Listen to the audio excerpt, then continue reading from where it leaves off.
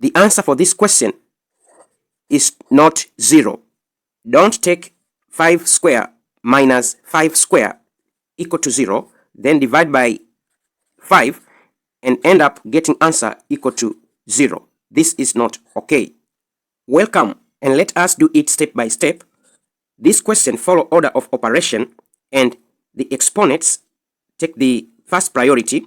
So I'm going to work with the exponent first. That is 5 square is 25 minus 5 square, also it is 25, divided by 5. The second priority fall under division, so I'm going to divide.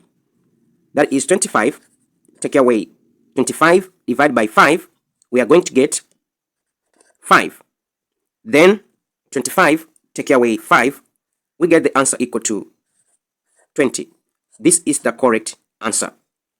I hope we remind each other something.